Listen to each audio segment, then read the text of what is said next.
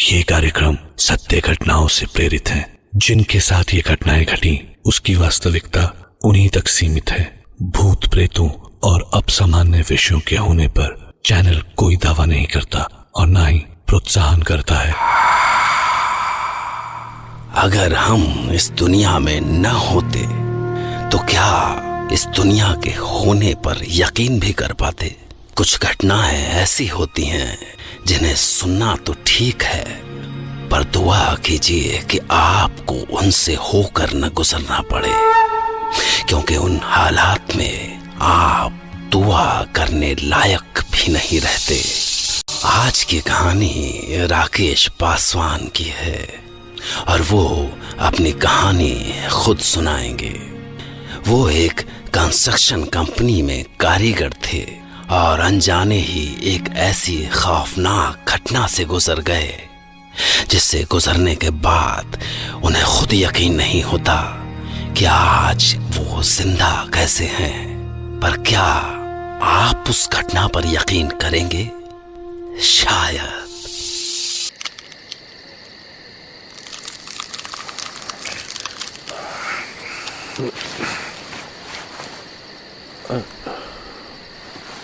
सुमन, सुमन, हो सुमन, सो गई क्या? अभी तो आँख लगा था।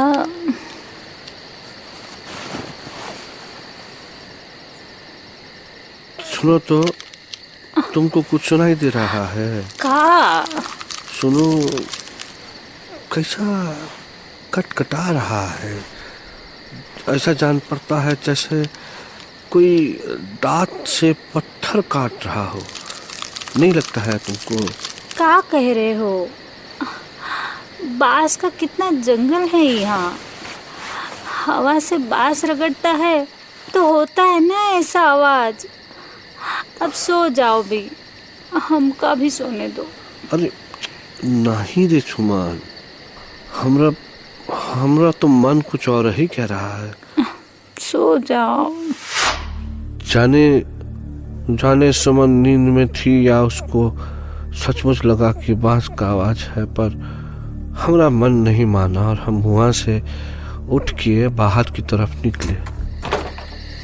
चारों ओर खूब अंधेरा, बस बाहर से चांद का रोशनी आ रहा था और भी बहुत हल्का सा। उस वक्त हमरा बांस के जंगल में जाने का हिम्मत नहीं पड़ा, तो हम मोहल्ले में इधर उधर जाके देखे।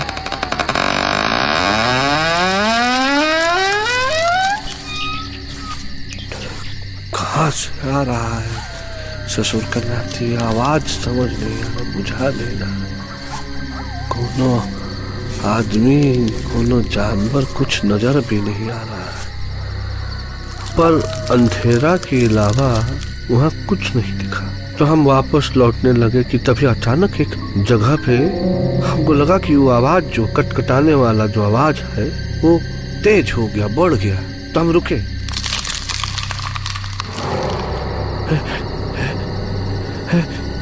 ये आवाज आ रहा है, ये हमारा वहम नहीं है भाई, ये यहीं से ज्यादा आ रहा है। ऐसा लगा जैसे कि आवाज जो है वो हमारे पैर के नीचे से आ रहा है। एक दिन नहीं, उसके बाद से तो रोज ही ऐसा होता रहा। फिर एक दिन हम ये एकदम निश्चय किए कि भाई हम इंजीनियर साहब से इसके बारे में बात करेंगे, पूछेंगे उनसे। तो हम पूछे, इंजीनियर साहब आपसे कुछ पूछना था, यहाँ नीचे कोनो तहखाना है का? क्यों, तुम्हें ऐसा लगा क्या?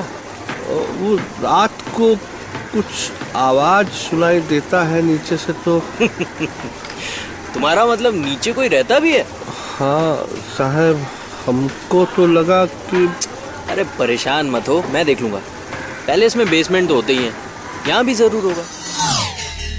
साहब जैसा बोले थे, वो तहखाना ढूंढने का कोशिश किए तो उनको एक चोर दरवाजा मिला, पर उस पे जो है एक जेब बड़ा मोटा सा एक ताला लगा था और ताले में पूजा का जो रोली न होता है और टीका सिंदूर ये सब का पीला कपड़ा बंधा हुआ था।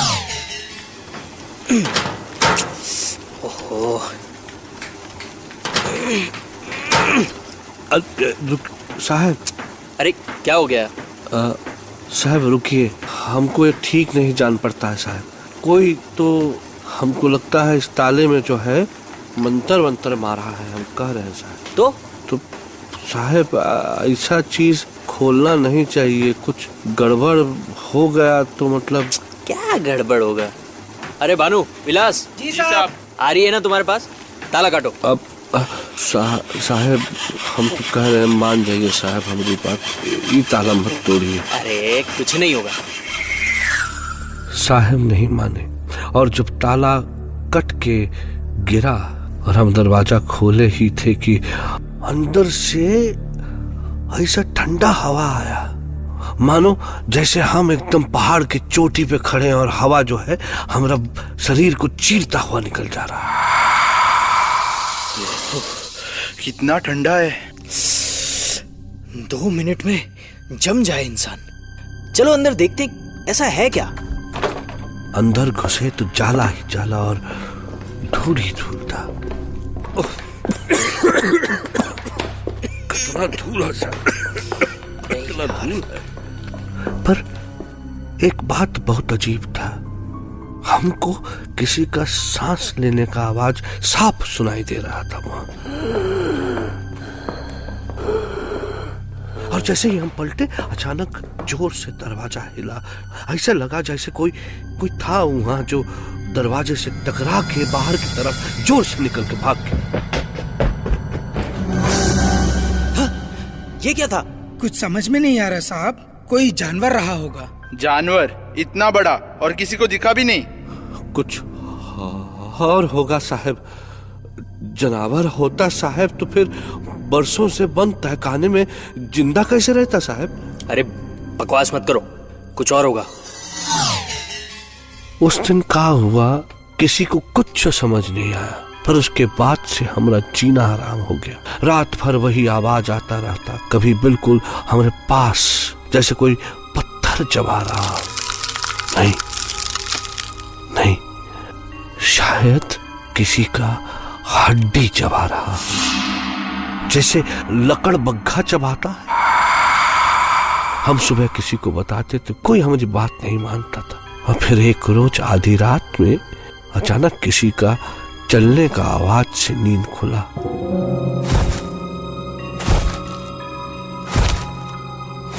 ऐसा लगा कि सूप जितना बड़ा बड़ा पैर हो उसका, 1.5 हाथ का, जैसे कोई पिशाच हो।